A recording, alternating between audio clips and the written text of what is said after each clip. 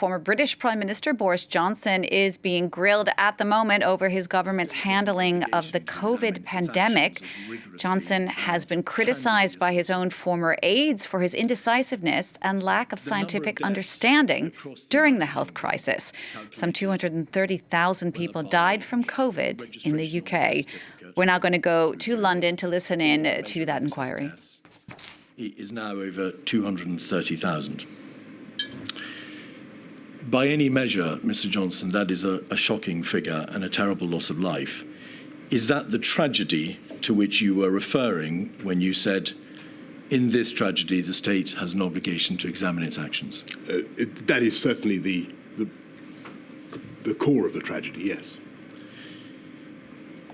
Do you agree that if the protection of life is the preeminent duty that every government owes to its citizens, then the number of those who died is an important, if not the most important, marker against which your administration must be measured? I certainly think it was what we were trying to prevent, was the loss of life, absolutely. The virus left in its wake, of course, not just death, but injury and misery, and indirectly through the lockdowns, it left pain and incalculable economic and societal damage. Were those and are those impacts which you also envisaged this inquiry would look at when you ordered its institution? Of course. Do you accept, and we may, I think, presume from your opening remarks that you do you accept that the bereaved and those who suffered, of whom there are very many in number, are entitled to no less than an absolutely full and rigorous scrutiny? Of course. When you made that announcement, you also said that this process will place the state's actions under the microscope, and the government would be required to disclose all relevant information. In light of those words, could I just ask you, please, to confirm what your approach has been to the disclosure of your own COVID-related emails, WhatsApps, and notes? I've done my best to give everything of any conceivable relevance. Has that always been your position, Mr. Johnson? Yes. Could we have 265619, please, page 68? This is a WhatsApp between your former Permanent Secretary, number 10, and then latterly Cabinet Secretary, and your principal private secretary, Simon Case, and respectively Martin Reynolds. And the Cabinet Secretary said the Prime Minister is mad if he doesn't think his WhatsApps will become public via the COVID inquiry. He was clearly not in the mood for that discussion tonight. That date, the 20th of December 2021, was just 5 days after you had in fact appointed Milady as the chair of this inquiry. Was there a debate at that time within government as to whether or not your WhatsApps should be disclosed? And if so, whether or not they would become public by virtue of their disclosure in this process? I don't remember that, the conversation to which the Cabinet Secretary is referring, and I've handed over all the relevant WhatsApps. The inquiry has indeed requested all the key COVID-related texts, WhatsApps, and so on from January 20 to February 22, and it must be made absolutely clear that throughout the course of the litigation in the summer and throughout these proceedings, you have made available, it would seem, everything in your possession. You made clear, I think, through your solicitors, however, that you had a phone which you used from May 2021, and you've made available the WhatsApps and the emails from that phone, therefore, between May 21 and February 22, the end of the period that the inquiry was requesting about. But following a well-publicised security breach, you had not been able to use to access the previous phone because you'd stopped using it, and you were fearful that if you tried to access it, you'd delete its data. Is that right? That's right. Were you able to get access ultimately to the contents of that first phone, the old phone? Yes, so we sent it off to some technical people, and they activated it. Was there a time gap, as your solicitors have described it, on that phone, a period between the 30th of January 2020 and June 2020, during which time the WhatsApps have not been Yes. capable of being reinstalled and disclosed? That's right. Do you know why your phone was missing those 5,000 odd WhatsApps? I don't know the exact reason, but it looks as though it's something to do with the app going down and then coming up again, but somehow not automatically erasing all the things between that date when it went down and the moment when it was last backed up. So I can't give you the technical explanation, but that's the best I'm able to give. The technical report that your solicitors kindly provided demonstrates that there may have been a factory reset of the phone at the end of January 2020 and then an attempt to reinstall the contents later in June 2020. May I just ask you this? Was it you, if that was a factory reset that was done, was it you that tried to reset the phone or not? A factory reset? There is a device or a capability on the phone which allows its contents to be entirely reset. That wasn't you. I don't remember any such thing. All right. And during the course of the litigation this summer between the inquiry and the Cabinet Office, did you, of course, make plain your stated wish that the WhatsApps which were the subject of that litigation should be disclosed, yes, they being your own WhatsApps? All right. Can I, for the avoidance of doubt, make it absolutely clear I haven't removed any WhatsApps from my phone, and I've given you everything that I think you need. I asked Mr. Johnson because this issue has been trailed in the press. Yeah, no, I get you. And it's important that you have an opportunity of explaining why those WhatsApps are not available. In your witness statement, at paragraph 10, you say, Mr. Johnson, that unquestionably mistakes were made. And for those, you say you unreservedly apologise. We have the statement there. I'd like you, please, to set out in broad terms, of course we'll be looking at the detail of it later, but in broad terms, what mistakes you refer to there. Bearing in mind that we are only concerned in this module, Mr. Johnson, with the core decision-making, with the lockdown decisions, the NPIs, the non-pharmaceutical interventions and so on, not vaccines, therapeutics, antivirals. Okay. What mistakes do you unquestionably accept were made? Well, I think if you look at my statement, I point out that we were relying so much on messaging to help contain the virus, and we needed the public to understand the message in as straightforward a way as possible, and they really did, by and large. One problem we had that I mention is that because of the very natural and proper right of the devolved administrations to have their own approach, sometimes there was a bit of so the BBC News would have one message from number 10, then a slightly different one from Scotland or wherever, and that I think we need to sort that out in future. And I'm sure there are plenty of other things that we could have done differently, but I have no doubt it will come to them in the course of the examination. So your position today is, and you appear to refer to it as the first issue, that the primary mistake made rests in the context of the messaging and the all communications with the devolved administration. Well, you asked me to cite a mistake that we made. I didn't say that was the primary mistake. What primary mistakes, Mr. Johnson, are you referring to in paragraph 10 when you say there was terrible suffering, but in relation to which, where we failed, I apologise again?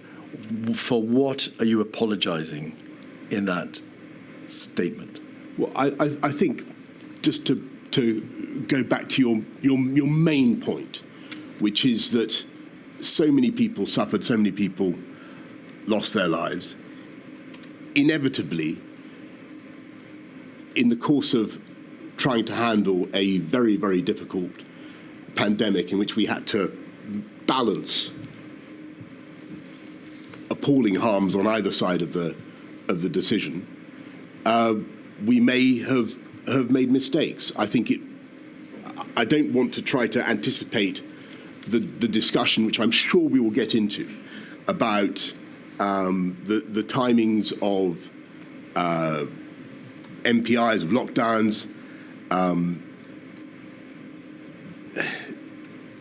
Inevitably, we got some things wrong.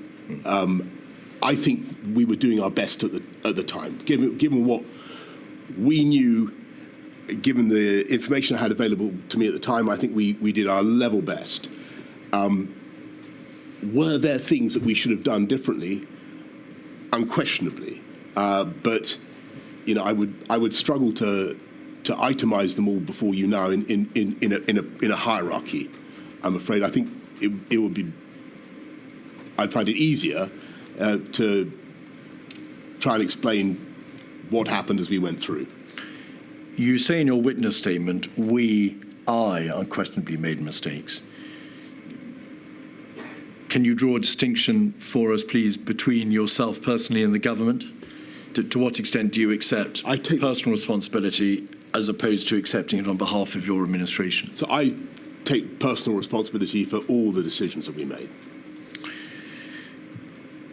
It's obvious, Mr. Johnson, that many of the most difficult and momentous decisions rested upon your own shoulders as Prime Minister. Do you take responsibility for whatever my lady makes of the speed of the government's response in January, February, March of 2020? Of course. And the way in which the various moving parts of the government, the advisory committees, the departments, the agencies and so on responded? Of course. Do you take responsibility for the lockdown decisions, whichever way they went, and their timeliness, whatever my lady makes of them? The manner in which patients were discharged from hospitals into the care sector? Of course. The explosion of the virus within the residential care sector? Yes. The general speed at which the restrictions were eased? Yes. The Eat Out to Help Out scheme? And then, latterly in 2020, the decision not to introduce a circuit breaker in September or October, or to introduce a tier system earlier when the prevalence of the virus was lower, for good or ill. Yes, though we did have local restrictions from a very early day. May I just ask you, please, this question? Also, you refer to mistakes. It's very important that the inquiry understands to what extent it's accepted that there were mistakes, as opposed to an acceptance that with hindsight, the government could have done better. Do you mean there were failings, things or decisions that you got avoidably wrong, whether because they were the wrong decisions or because your management and leadership meant that the right decisions were less likely to be taken? Or do you mean, with hindsight, you just could have done better? Well, that's a sort of deterministic question, isn't it? Well, it's an important one. I think the answer is that with hindsight, it may be easy to see things that we could have done differently, or it may be possible to see things that we could have done differently. At the time, I felt, and I know that everybody else felt, that we were doing our best in very difficult circumstances to protect life and protect the NHS. It is impossible and arguably improper to attribute any individual death causally to any particular governmental decision, and as I know you know, and no possible purpose would be served in such an exercise. But do you accept that overall the government decision-making, not the pandemic, but the government decision-making in response, led materially to there being a greater number of excess deaths in the United Kingdom than might otherwise have been the case? I can't give you the answer to that question. I'm not sure. I noticed that in your opening preamble a few months ago, you produced a slide saying that the UK was, I think, second only to Italy for excess deaths. Correct. That's not, to the best of my knowledge, the case. And I think that all I would say is that many other countries suffered terrible losses from COVID. They did.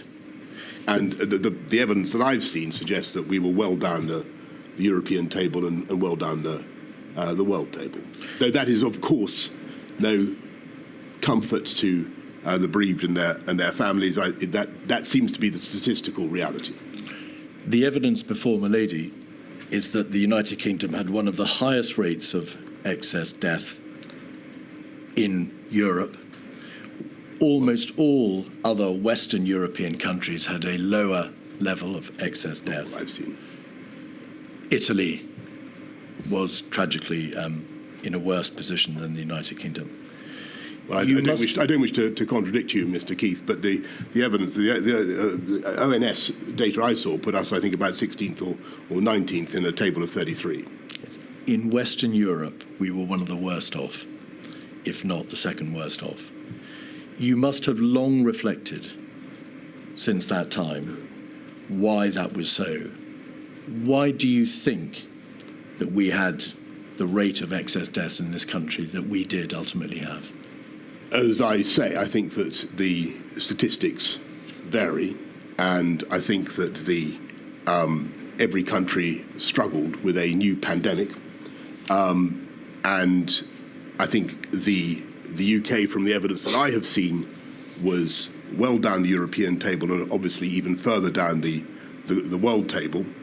If I had to answer why I think we faced particular headwinds, I would say it was, irrespective of government action, we have an elderly population, extremely elderly population. We do suffer, sadly, from lots of COVID-related comorbidities, and we are a very, very densely populated country, the second most densely populated country in Europe, and that did not help.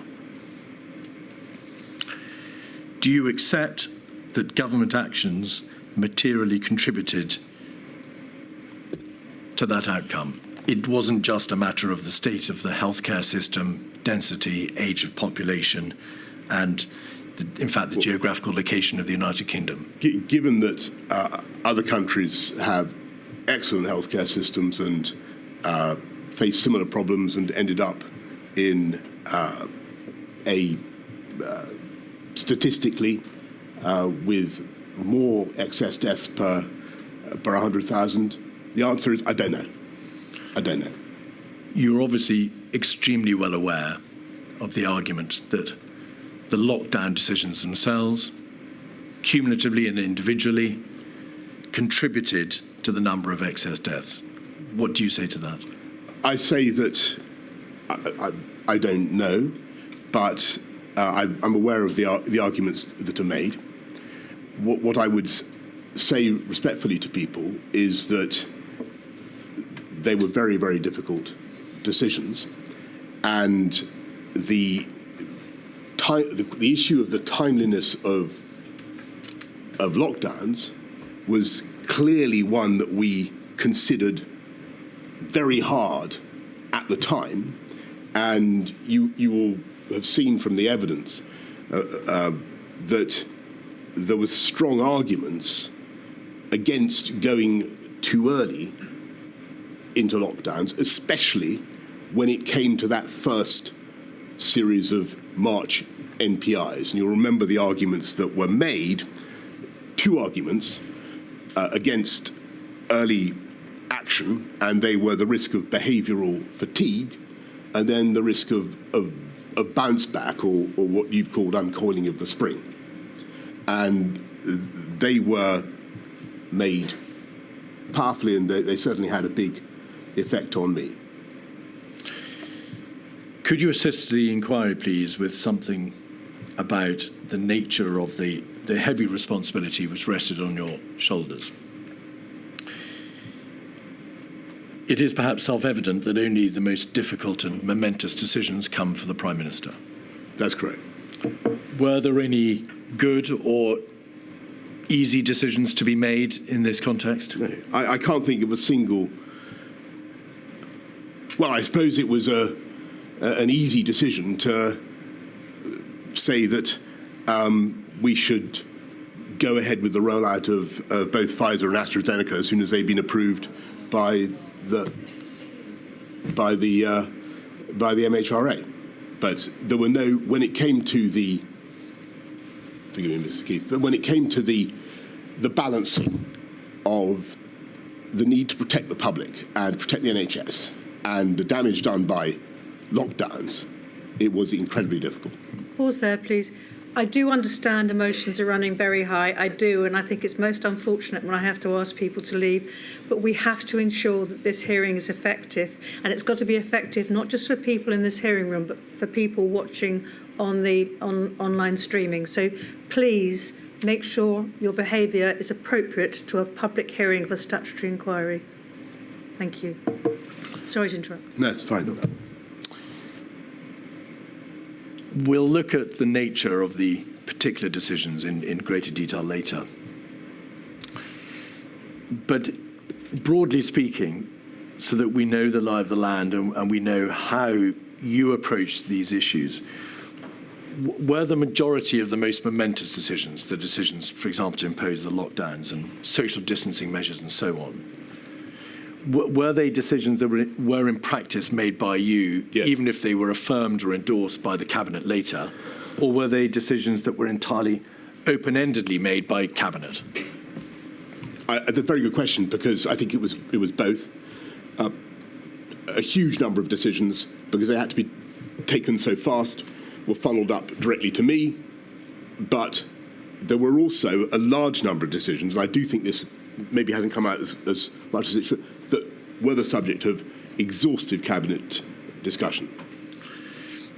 In his witness statement, Michael Gove has said that the wider Cabinet was brought into decisions at times too late and too little. Mr. Javid has said in his witness statement that the Cabinet was designed, in his view, to place Dominic Cummings and the Prime Minister as the decision makers, to centralise power in Number 10.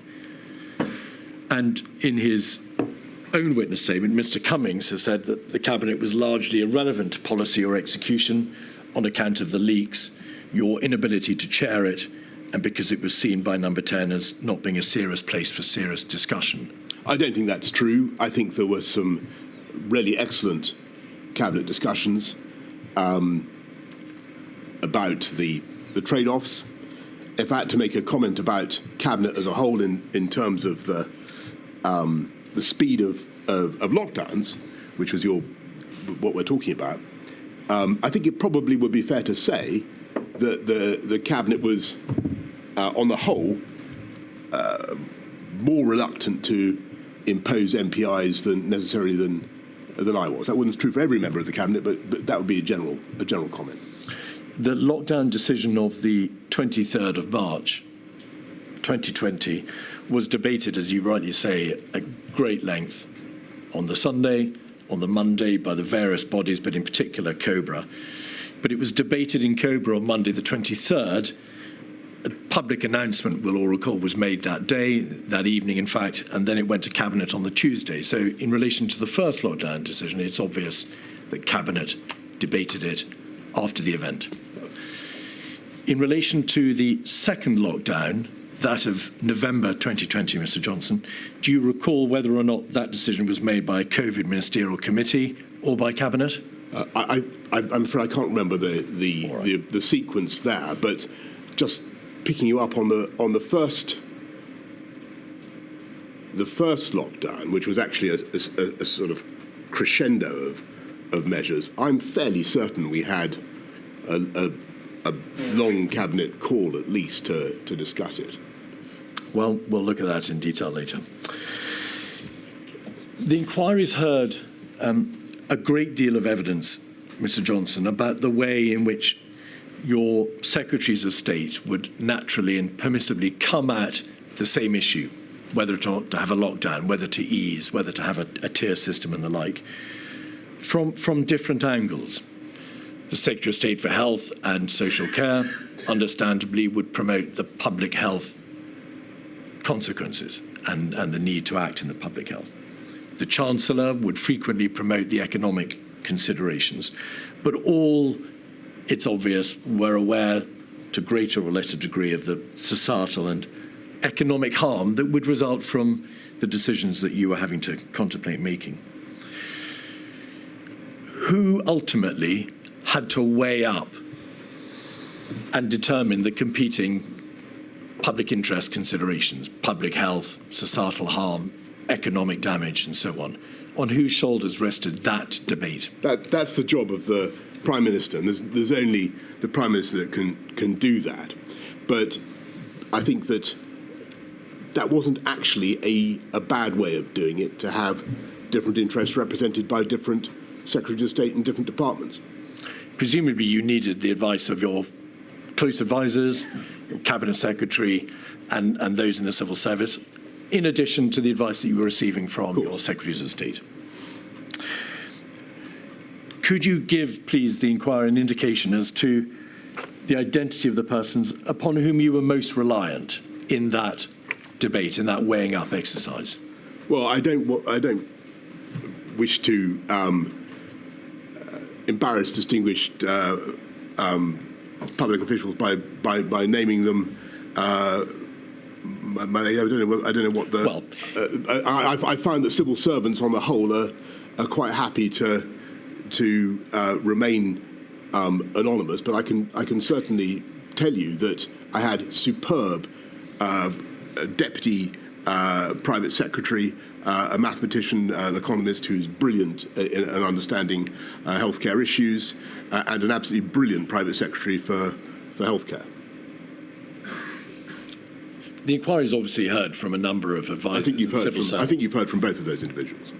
So there's no debate about their identity, Mr. Johnson, and We've just been listening there to former British Prime Minister Boris Johnson, who is being grilled over his government's handling of the COVID pandemic. Some 230,000 people died from COVID in the UK. There he's being questioned in this inquiry in London by lead counsel Hugo Keith. France 24's Philip Turrell was listening in to that with me as well. Philip, first just set the stage for us. What's happening? What's this all about? Well, the former Prime Minister Boris Johnson is being asked to testify in front of the UK COVID inquiry.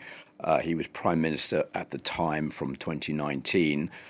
He oversaw Britain's reaction and way of trying to stem the number of COVID deaths in the United Kingdom. And there's been a lot of criticism over his handling of the COVID crisis. And this is an inquiry not just into Boris Johnson's handling, but in a way of trying to work out why it went badly wrong, what measures can be taken to prevent this from happening again if there is another pandemic that hits the United Kingdom in the future. You have to remember that with 232,000 deaths, the UK is one of the highest death rates, has one of the highest death rates of COVID in Europe. Only second to Italy, but just behind Russia as well. A lot of criticism on the way the government handled the COVID crisis, the fact that they locked down too early. And this is Boris Johnson's way of answering all those questions that people have been wanting him to answer since he resigned his job as Prime Minister about a year and a half ago.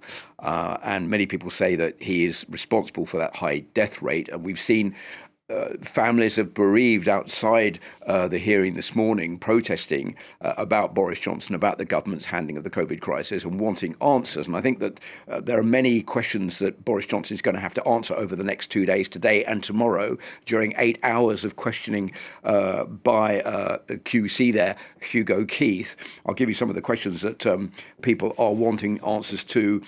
Did he failed to take COVID seriously at the start of the COVID crisis? Does he regret the party culture, the party gates that took place in Downing Street that he originally denied had taken place? Then he said, well, they did take place, but I didn't know about them. And then he said, well, I did go to those COVID parties, but I didn't realise they were parties taking place there. All of these were contributing factors to him being ousted as Prime Minister by his own Conservative Party. Other questions: did he understand the science involved in the COVID crisis that he was being advised about? Many people say he didn't really understand what was going on at all and couldn't work out the scientific impact of COVID. And one important question that many people want to know the answer to is, did he actually say at one time, let the bodies pile high, when the government was saying we need another lockdown, and he was saying no more lockdowns, let the bodies pile high, we're not going to go through it again. We don't know whether he said that, but Dominic Cummings, his former advisor, said he did. So all of these questions are going to be asked over the next 2 days. And I think Boris Johnson, looking quite humble there, immediately practically interrupting the questions to apologise for what happened and to say how sorry he was for the number of deaths. But the underlying factor is, yes, we did the best we could in the situation that we were confronted with, and a disagreement about the numbers of deaths in the UK compared to other countries, saying that as far as Boris Johnson is concerned, the number is not nearly as high. He was saying that Britain was, in fact, around 16th out of 33, whereas the questions being asked say that Britain was only second in Europe to the high number of deaths that had occurred. Just one final point that he is also being asked to comment on is that Britain locked down on the 23rd of March 2020, whereas France, for example, locked down on the 17th of March, almost a week before the UK. And he's saying that was too late for the UK, and a lot of deaths could have been prevented if it had locked down earlier. Right, and there's certainly a very contrite Boris Johnson that we heard there speaking a moment ago. Philip, this is just an inquiry. What could come out of this? Is this just Boris Johnson's reputation that's at stake? Well, Boris Johnson's reputation is at stake, and Boris Johnson's been preparing for this for a year. He sent in a 233-page witness statement, which is being cross-examined.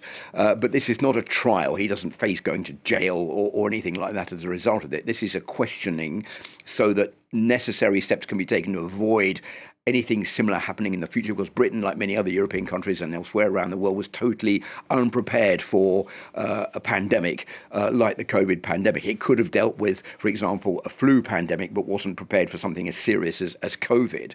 So the aim is to prevent anything like that happening again. Depending on what comes out of this inquiry, which is being overseen by Baroness Heather Hallett, who will make her recommendations afterwards, which will then be submitted to the British government. The British government could then take steps against Boris Johnson if it wants to. But as a result of what we're seeing today, these 2 days of questioning, it's part of a long ongoing COVID inquiry. Boris Johnson is one of the witnesses being called to testify. Those recommendations will be made to the government. The government will then take the decision about what they're going to do with them to prevent all this happening again in the event of another pandemic. All right, Philip, thanks for that. We'll be checking back in with you about this throughout the day. That's our international affairs commentator, Philip Turrell. Thanks.